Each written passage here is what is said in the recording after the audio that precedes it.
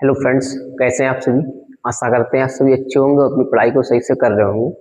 आज हम पढ़ते हैं हाई स्कूल गणित का चैप्टर नंबर 7, जिसका नाम है आपका निर्देशांक ज्यामिति। निर्देशांक ज्यामिति ज्यामिति ठीक है। आपने क्लास 9 में पढ़ा होगा कि निर्देशांक ज्यामिति के बारे में थोड़ा बहुत पढ़ा है तो सही है, नहीं पढ़ा है तो भी देखेगा। इसमें सबसे पहले हम क्या समझेंगे, सबसे पहले हम लोग समझेंगे चतुर्थांश। जैसे ये आपका हो गया by H by dash sorry x अच्छे एक्स एक्स डैश, ये आपका है बाई डैश, ठीक है, बाई डैश। इसमें हमें सॉरी ये बीचों बीच में होता है आपका यहाँ पे मिड पॉइंट, जहाँ पे दोनों रेखाएं एक दूसरे को काटते हैं, वो जीरो होता है। कितना होता है? जीरो। इसी को हम बोलते हैं मूल बिंदु। ये वाली लाइन x के लिए भी ये जीरो होगा और y के लिए भी जीरो होगा, तो इसे हम क्या बोलते हैं? इसे हम बोलते हैं मूल बिंदु।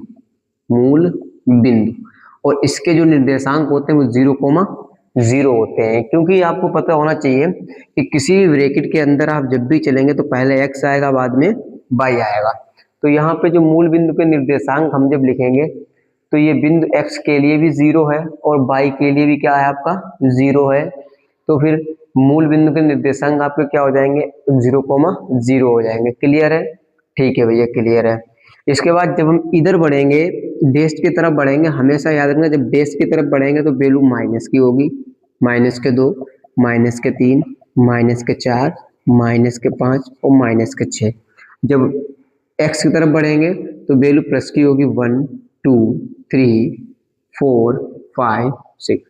ऐसे ही जब इसी डैश तरफ तो -1, -2, -3, -4 और -5 और -6, और ऊपर की तरफ प्लस का +1, +2, +3, +4, +5, ठीक है ना। तो ये वैल्यू आपकी पता ही है कि इधर प्लस की दोनों हो गई, इधर दोनों काय की हो गई, आपकी माइनस की हो गई है। अब हमें इसमें समझना क्या है? हमें इसमें समझना ये है कि इसमें हमारे चतुर्थांश देखो कितने खंड बन गए, पहला, दूसरा, तीसरा, चौथा। तो ये क्या हो गया? ये आपका हो गया प्रथम चतुर्थांश। प्रथम चतुर्थांश, ठीक है। ये आपका हो गया द्वितीय चतुर्थांश। द्वितीय चतुर्थांश, ठीक है। ये आपका हो गया तृतीय चतुर्थांश। तृतीय चतुर्थांश। और ये आपका हो गया चतुर्थ चतुर्थांश।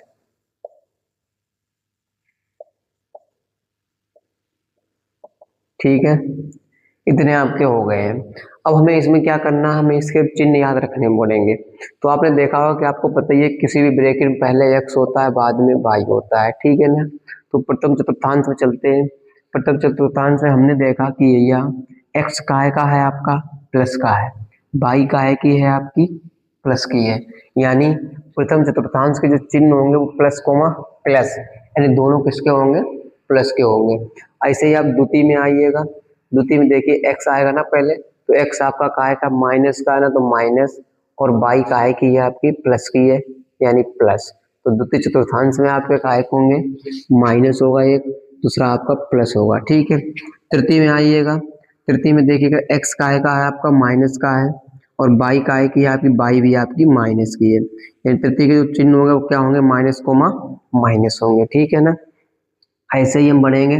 चतुर्थांश में देखा कि x की वैल्यू काय की है? प्लस में है, और y की वैल्यू काय में है? माइनस में है, ठीक है ना। तो ये आपके हो गए चतुर्थांश के चिन्ह हो गए, ठीक है। क्या हो गए? चतुर्थांश के चिन्ह हो गए, ठीक है। अब इसमें एक चीज और भी समझते हैं।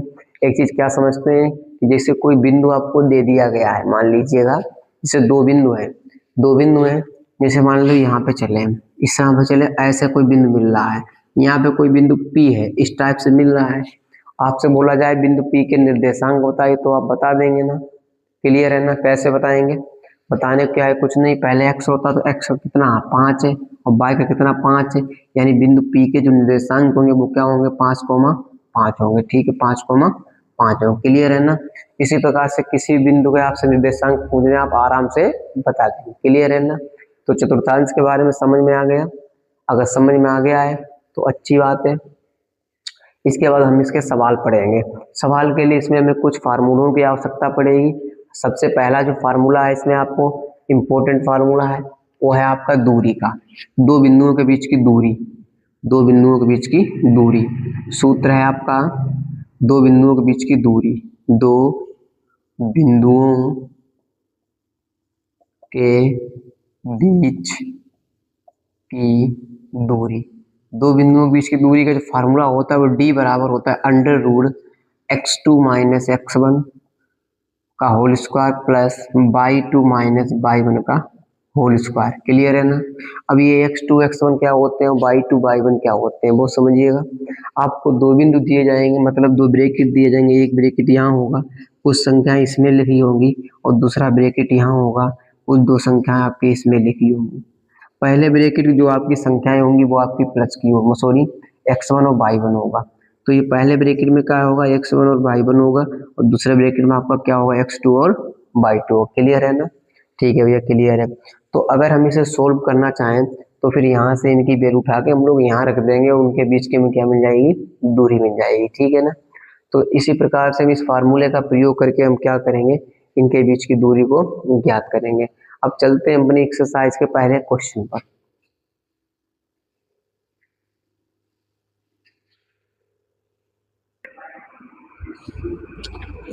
प्रश्नावली हम लोग सॉल्व करेंगे मनोरय से।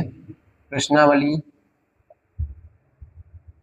7A मनोरय की होगी। ठीक है, एक एक क्वेश्चन हम लोग इसका सॉल्व करेंगे मनोरय का। ठीक है।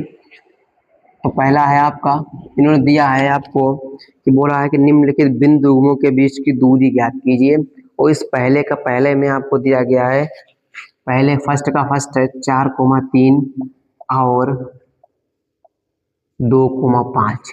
क्लियर है। इस क्वेश्चन को समझते हैं, 4,3 और 2,5।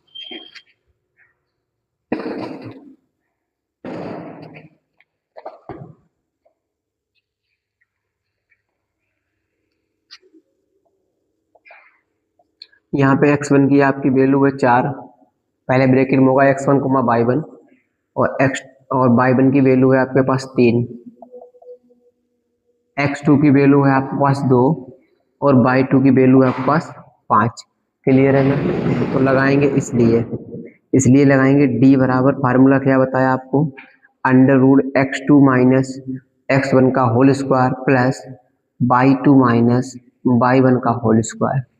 तो d बराबर आपका आ जाएगा अंडर रूट x2 की वैल्यू है 2, x1 की आपकी 4, प्लस y2 की है आपके पास 5, और y1 की है 3, इसका स्क्वायर।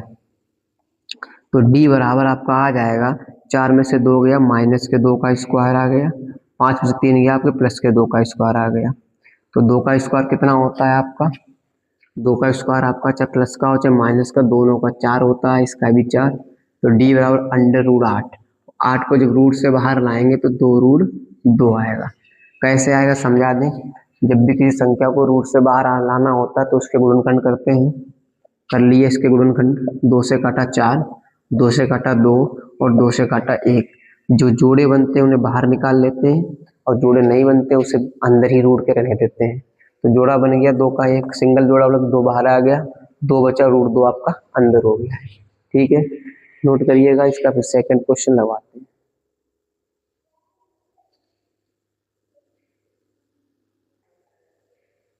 इसका एक इम्पोर्टेंट क्वेश्चन देखते हैं जो आपके चर और चर दोनों से सम्मिलित हो।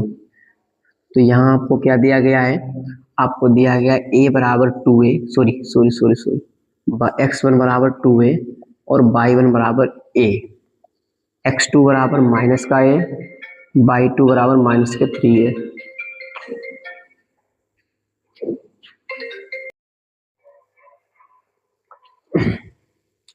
तो x1 बराबर 2a, y1 बराबर आपका a, x2 बराबर माइनस का है, और y2 बराबर माइनस के 3a।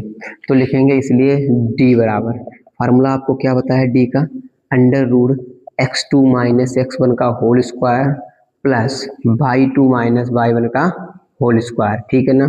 तो डी बराबर अंडर रूट x2 की वैल्यू कितनी है माइनस के a, x1 की कितनी है आपकी 2 है, स्क्वायर हो गया, प्लस बाई 2 की कितनी वैल्यू है आपकी माइनस के 3 है, और बाई 1 की कितनी है आपकी a है, इसका स्क्वायर हो गया। तो d बराबर अंडर, दोनों माइनस के हैं, जब एक जैसे चिन्ह होते हैं तो वहां पे जोड़ होता है, लेकिन रहेंगे माइनस के, मतलब उसी के रहेंगे जिसके होंगे।